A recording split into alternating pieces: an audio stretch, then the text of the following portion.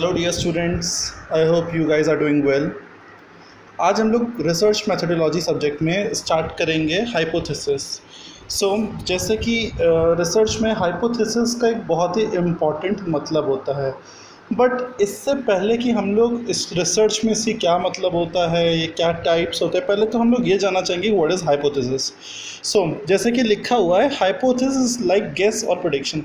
जो हम लोग तुक्का लगाते हैं, अंदाज़न प्रिडिक्शन करते हैं कि ऐसा हो सकता है, एक पर्टिकुलर तरीके से सोच के, वो होता है आपका हाइपोथेसिस। हम ये कह सकते हैं, प्रिडिक्ट कर रहे हैं कि ये भी हो सकता है, ये भी हो सकता है, या गेस मार रहे हैं, तो that is called hypothesis. Research field में भी जब हम लोग कई बार पर्टिकुलर कुछ प्रिडिक्ट करते हैं, गेस वर्क करते हैं, तो उसे हाइपोथेसिस कहते हैं। ठीक है, किसी चीज़ को समझने के लिए, उसके बीच में रिलेशनशिप जानने के लिए, तो this is technically known as hypothesis in research. जैसे कि इसमें लिखा है, नेक्स्ट पॉइंट है कि हाइपोथेसिस एक ऐसा स्टेटमेंट होता है जो कि बेसिकली दो या दो से ज़्यादा वेरिएबल्स के बीच में स्टडी करता है। वेरिएबल्स वो चीज़, वो कोई भी चीज़, दो चीज़ें, कोई भी चीज़ जिसके बेसिस पे हम लोग स्टडी करते हैं। फॉर एग्जांपल स्टूडेंट, रिजल्ट, तो यहाँ पर वेरिएबल्स हो गए, स्टूडेंट, स्टूडेंट, रिजल्ट, कोई भी चीज़ जिसको हम स्टडी करते हैं। हाइपोथेसिस की वजह से हम अपनी चीज़ों को बेहतर तरीके से समझ सकते हैं, प्रिडिक्ट कर सकते हैं और प्रॉपर रिजल्ट ला सकते हैं, या जैसा रिजल्ट हम चाह रहे हैं वैसा रिजल्ट ला सकते हैं। ठीक है, एक स्टडी को जानने के लिए, किसी पर्टिकुलर ऑब्जेक्टिव को अचीव करने के लिए हाइपोथेसिस बहुत ही इंपॉर्टेंट चीज़ होती है। बिना हाइपोथेसिस सेट किए हम एक अच्छा क्लियर इंफॉर्मेशन ऑब्टेन नहीं कर सकते। नेक्स्ट है कि what is the contribution of hypothesis. Hypothesis में क्या क्या चीज़ें कंट्रीब्यूट करती हैं, यानी कि क्या क्या चीज़ें एक हाइपोथेसिस में होनी चाहिए। तो किसी भी रिसर्च को जो हम लोग करते हैं, किसी भी चीज़ को दोबारा से ढूंढते हैं, उस पर स्टडी करते हैं, या रिसर्च के कुछ ऑब्जेक्टिव्स होते हैं, उनमें हाइपोथेसिस का बहुत इंपॉर्टेंट योगदान होता है। और हाइपोथेसिस में ये पॉइंट्स आपके इंक्लूड होते हैं। सबसे पहला, क्या, कैसे एक्सप्लेन करना है, क्या चीज़ें प्रिडिक्ट होगी किसी रिसर्च में, that is included in hypothesis. किस टाइप का हम रिसर्च डिज़ाइन बनाएंगे। रिसर्च डिज़ाइन का मतलब होता है कि हम किस टाइप का रिसर्च तैयार कर रहे हैं। क्योंकि रिसर्च जब आप एक, फॉर एग्ज़ाम्पल, आपने इसको एग्ज़ाम्पल के रूप में हम ऐसे समझते हैं कि हमें स्टडी करना है कि 12th क्लास में कितने बच्चे इकोनॉमिक्स सब्जेक्ट में सीबीएसई के फेल होते हैं। तो हमने रिसर्च डिज़ाइन किया 12th commerce students CBSE board, और जिन्होंने इकोनॉमिक्स में जो फेल हुए हैं। ठीक है, तो इसके बेसिस पे हम लोग रिसर्च डिज़ाइन तैयार करेंगे। ये एग्जांपल था। कहने का मतलब ये है कि जब हम लोग कोई भी रिसर्च किस ऑब्जेक्टिव से करते हैं, तो उस ऑब्जेक्टिव को जानने के लिए, उस ऑब्जेक्टिव का रिजल्ट अचीव करने के लिए हम रिसर्च डिज़ाइन करते हैं। तो हाइपोथेसिस में रिसर्च डिज़ाइन भी इंक्लूड किया जाता है, और एक प्रोसेस से रिसर्च होना, ये सारी चीज़ें हाइपोथेसिस में कंट्रीब्यूट करती हैं, जिसकी वजह से हम रिसर्च कर पाते हैं। डेटा कलेक्ट करना, डेटा प्राइमरी डेटा से की, यानी कि ओरिजिनल डेटा कलेक्ट करना, या फिर जो सेकेंड हैंड डेटा होता है, already use data, second data, उसको यूज़ करना। डेटा को कई तरीके से एनालाइज किया जाता है, इसके बाद उसको इंटरप्रेट किया जाता है। ये सारी वो चीज़ें हैं जो कि आपके हाइपोथेसिस में कंट्रीब्यूट करती हैं। नेक्स्ट, हाइपोथेसिस के फंक्शंस क्या होते हैं, क्या एक्टिविटीज़ हाइपोथेसिस में परफॉर्म की जाती है। तो सबसे पहला, इन्वेस्टिगेटर। इन्वेस्टिगेटर वो शख्स होता है, वो पर्सन हो सकता है, कोई भी पर्सन जो कि रिसर्च का काम कर रहा है, दैट इज़ कॉल्ड इन्वेस्टिगेटर। तो इन्वेस्टिगेटर जब अपना रिसर्च का काम शुरू करता है, उसमें हाइपोथेसिस बहुत ही इंपॉर्टेंट काम प्ले करती है, इंपॉर्टेंट रोल प्ले करती है। एक हाइपोथेसिस से हम दूसरी हाइपोथेसिस, यानी कि एक गेस से हम दूसरा गेस या प्रेडिक्शन कर सकते हैं, और एक प्रॉपर रिजल्ट हम लोग डेवलप कर सकते हैं, जिसके बेस पर हम एक प्रॉपर, एक कायदे का कंक्लूजन डिराइव कर सकते हैं, जिस कंक्लूजन में कुछ मतलब हो। Very important question is types of hypothesis. Exam में बहुत आता है, लॉन्ग में भी एंड शॉर्ट में भी। और शॉर्ट में तो ये ज़रूर आएगा कि रिसर्च में हाइपोथेसिस जो आपको मैंने भी बताई, उसको कितने टाइप्स की होती है। तो वैसे तो हाइपोथेसिस जनरली लोग कोर्स में एक दो ही पता था, लेकिन आप इस वीडियो में सारे अलग अलग टाइप के हाइपोथेसिस समझेंगे, तो एग्जाम में कोई भी हाइपोथेसिस आएगी तो आप उसको अच्छे से एक्सप्लेन कर सकते हैं। तो हम लोग बात करते हैं पहले टाइप की, that is simple hypothesis. Simple hypothesis basically वो हाइपोथेसिस होती है जिसमें दो वेरिएबल्स के बीच में कॉज एंड इफेक्ट रिलेशनशिप को हम लोग स्टडी करते हैं कि एग्जिस्ट करता है। दो वेरिएबल्स, मैंने बताया वेरिएबल वो चीज़ें होती हैं जिसके बेस पर हम स्टडी करते हैं किसी केस को। एक इंडिपेंडेंट वेरिएबल और एक डिपेंडेंट वेरिएबल। इंडिपेंडेंट वेरिएबल का मतलब होता है वो वेरिएबल जो किसी भी चीज़ पे डिपेंडेंट नहीं है, मतलब वो फ्री है, उसे किसी चीज़ से कोई फ़र्क नहीं पड़ता है। बट डिपेंडेंट वेरिएबल वो होता है जो किसी पर्टिकुलर चीज़ पे डिपेंडेंट होता है। ठीक है, जैसे फॉर एग्ज़ाम्पल एजुकेशन। ऐसा मानना है कि एक इंसान को जितनी अच्छी एजुकेशन मिलेगी वो आगे अपना एकेडमिक्स में उतना ही आगे अच्छा काम कर पाएगा, ग्रो कर पाएगा, ठीक है, और सोसाइटी के लिए कुछ अच्छा कर पाएगा। तो कहने का मतलब यहाँ पर है एजुकेशन पे डिपेंडेंट है एक अच्छी सोसाइटी, देश की ग्रोथ एंड डेवलपमेंट। तो आपका जो देश की ग्रोथ एंड एजुकेशन इंडिपेंडेंट है, लेकिन उस पर जो ग्रोथ एंड डेवलपमेंट है वो डिपेंडेंट है। तो देर इज ये आपका डिफरेंस होता है डिपेंडेंट वेरिएबल और इंडिपेंडेंट वेरिएबल में। अब एग्जाम्पल के रूप में समझिए इसको, स्मोकिंग लीड्स टू कैंसर। जैसे कि आप लोगों ने एड वेड देखा होगा, और जब आप थिएटर जाते हैं तो मुकेश का एड आपको बहुत अच्छे से पता होगा, वो गुटखा खाता था तो वो 24 साल की उम्र में मर गया।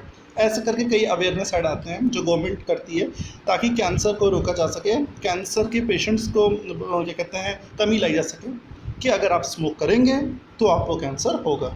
स्मोकिंग लीड्स टू कैंसर, ठीक है। तो यहाँ पर हमने एक रिलेशनशिप पढ़ी दो वेरिएबल्स के बीच में कि स्मोक करेंगे तो कैंसर होगा, स्मोक छोड़ देंगे तो कैंसर नहीं होगा, ठीक है। तो this is what we called simple hypothesis, जब सिंपल हमें रिलेशनशिप समझ में आती है। एक और एग्जांपल समझ सकते हैं, the higher ratio of unemployment leads to crime. Crime इसलिए ज़्यादा होते हैं क्योंकि बेरोज़गारी ज़्यादा है, बेरोज़गारी ज़्यादा होती है, लोगों के पास काम नहीं होता है, पैसे कमाने का ज़रिया नहीं होता है, तो वो गलत काम करते हैं। बेरोज़गारी कम हो जाएगी तो क्राइम अपने आप कम हो जाएंगे। तो ये सिंपल हाइपोथेसिस है। Next, complex hypothesis. Simple hypothesis में रिलेशनशिप दो वेरिएबल्स के बीच में बड़ा सिंपली समझाया जा सकता है, बट कॉम्प्लेक्स में क्या होता है, हमें रिलेशनशिप होती है लेकिन वो बहुत ही ईजी नहीं होती है समझानी, मीन्स इतनी डायरेक्ट नहीं होती है। लेकिन this type direct and dependent and independent variable are more than two. ये नहीं कि एक है डिपेंडेंट एक इंडिपेंडेंट, ऐसा नहीं है, एक से ज़्यादा भी हो सकते हैं। जैसे वही एग्जांपल को हम थोड़ा और डिफाइन करते हैं कि smoking and other drugs leads to cancer, tension, chest infection. Smoking और बाकी चीज़ों से, अदर ड्रग्स जैसे कि उससे कैंसर भी हो सकता है, टेंशन लेवल बढ़ता है, इससे बीपी का इशू हो सकता है, चेस्ट इन्फेक्शन हो सकता है, वगैरह वगैरह। तो कई सारी चीज़ें हो रही, that is called complex hypothesis. जितना, एक और एग्जांपल देखिए, जितना ज़्यादा अनएम्प्लॉयमेंट होगा, गरीबी होगी, एजुकेशन इलिटरेसी होगी, क्राइम लाइक डकैती एक्सेट्रा एक्सेट्रा और बढ़ेगा। तो जब हमने एक से ज़्यादा रिलेशनशिप को एक्सप्लेन कर दिया तो वो आपका क्या बन जाएगा, सिंपल की जगह कॉम्प्लेक्स हाइपोथेसिस हो जाएगा। नेक्स्ट है आपका एम्पिरिकल हाइपोथेसिस, जो एविडेंस पे बेस्ड हाइपोथेसिस होती है, यानी कि जब हम लोग कुछ गेस कर रहे हैं या प्रिडिक्शन करें कुछ एविडेंस के बेसिस पे। बेसिकली साइंटिफिक मेथड, जब साइंटिफिक टेक्निक्स का इस्तेमाल करते हैं उस कंडीशन में एम्पिरिकल हाइपोथेसिस का काफ़ी यूज़ होता है। कुछ एक्सपेरिमेंट के लिए, किसी पर्टिकुलर ऑब्जर्वेशन के लिए ये काफ़ी यूज़ होता है, क्योंकि मैंने कहा ये साइंटिफिक नेचर का है, तो साइंस की फील्ड में इसका काफ़ी यूज़ है। Next, question form of hypothesis. ये एक फॉर्म है एम्पिरिकल हाइपोथेसिस का, जो हमने अभी आपको बताया, एक सिंपलेस्ट फॉर्म है जिसमें सिंपल एक इन्वेस्टिगेशन जो होती है और एक रिसर्च जो होती है वो एक पर्टिकुलर एक इम्प्लीमेंटेशन किया जाता है उसका, ठीक है ना। जैसे एक एग्जांपल समझिए कि how is the ability of 9th class student in learning moral values, ठीक है। तो ये आपको क्या है, एक क्वेश्चन है, ठीक है, कि कैसे 9th क्लास के स्टूडेंट की मॉरल वैल्यूज़ यानी मॉरल साइंस के प्रति, मोरालिटी के प्रति वैल्यू होगी। तो देयर इज़ अ क्वेश्चन, तो इसमें हाइपोथेसिस जब क्वेश्चन के फॉर्म में होती है और कहीं ना कहीं थोड़ा साइंटिफिक टर्म का है, तो इसीलिए इसको एम्पिरिकल हाइपोथेसिस का बताया।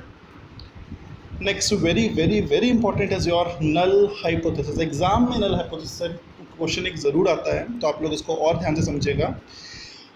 It is that hypothesis in which there is no significant difference, जब कोई डिफरेंस नहीं होता है पॉपुलेशन एंड ऑब्जर्व डिफरेंस के बीच में ड्यू टू सैम्पलिंग और एक्सपेरिमेंटल एरर। सिंपल भाषा में बोलें तो जब हम किसी भी चीज़ की स्टडी करते हैं, दो या दो से चीज़ की स्टडी करते हैं और उनके बीच में कोई कोरिलेशन या कोई कह सकते हैं डिफरेंस या कोई एक कह सकते हैं ना ट्यूनिंग, एक रिलेशनशिप नहीं एग्जिस्ट करती है, कि कोई फ़र्क नहीं पड़ रहा है, that is called null hypothesis. There is no difference, ठीक है, या नो रिलेशन। इसको H0 से डिनोट करते हैं। Always remember this thing that null hypothesis is represented in form of H0। Next, alternate hypothesis. Null hypothesis H0 से represent करता है, तो ऑल्टरनेटिव हाइपोथेसिस H1 से रिप्रेजेंट करता है, या HA से भी रिप्रेजेंट किया जाता है, डिनोट करते हैं इसको। ये वो हाइपोथेसिस होती है जिसमें सिंपल हम ऑब्जर्वेशन नॉन रेंडम बेसिस पे या नॉन रेंडम कारणों से हम लोग क्या कहते हैं, सैम्पल्स जो होते हैं उसके बेसिस पे हाइपोथेसिस करते हैं, रैंडमली नहीं, नॉन रेंडम बेसिस पे करते हैं, that is called alternate hypothesis. Next is your statistical hypothesis.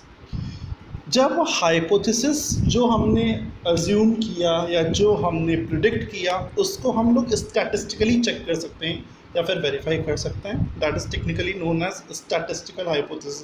अगर आप लोग थोड़ा सा लॉजिक लगाएंगे तो आपको नाम से ही समझ में आ जाएगा स्टैटिस्टिकल हाइपोथेसिस। ऐसी हाइपोथेसिस जिसको हम स्टैटिस्टिकली प्रूव या चेक कर सकते हैं। वो लॉजिकल भी हो सकते हैं उसमें स्टेटमेंट और इलॉजिकल भी हो सकते हैं, लेकिन हम उसे स्टैटिस्टिकली वेरीफाई कर सकते हैं कि लॉजिकल है तो कितना है, नहीं है तो कितना नहीं है, या है तो है और नहीं है तो क्यों नहीं है। That is called statistical hypothesis. Next है आपकी डायरेक्शनल हाइपोथेसिस।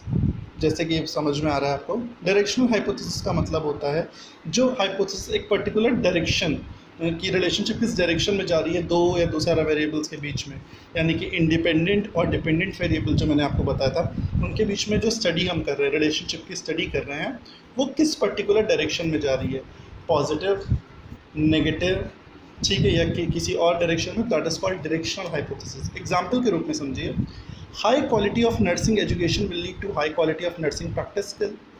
कि अच्छी नर्सिंग अगर एजुकेशन प्रोवाइड की जाएगी तो उससे जो नर्सिंग की स्किल्स की क्वालिटी होगी वो भी क्या होगी, इंप्रूव होगी। ये हमने हॉस्पिटल्स का या हॉस्पिटैलिटी बिजनेस का एग्जांपल यहाँ पे लिया। तो एक डायरेक्शन में जा रहा है कि अगर अच्छी एजुकेशन मिलेगी हॉस्पिटल यानी कि नर्सिंग फील्ड में, तो नर्सिंग की जो क्वालिटी होगी वो भी क्या होगी, अच्छी होगी। एक और एग्जाम्पल के रूप में इसमें बात कही गई है कि girls ability of learning moral sciences better than boys. ये थोड़ा जेंडर बेस्ड एग्जाम्पल है तो बॉयज़ कृपया बुरा ना माने। और ये बोला गया है इसमें कि जो लड़कियों की मॉरल साइंस यानी कि मोरालिटीज़ की वैल्यूज़ जो होती हैं वो ज़्यादा होती हैं इन कंपैरिजन टू बॉयज़। ये मतलब एक बात एक नॉर्मल बेसिस पे कही गई है कि जो लड़कियाँ होती हैं उनमें मोरालिटी ज़्यादा होती है, मॉरल साइंस एथिक्स ज़्यादा होते हैं और सीखने की ज़्यादा होती है moral science in comparison to boys.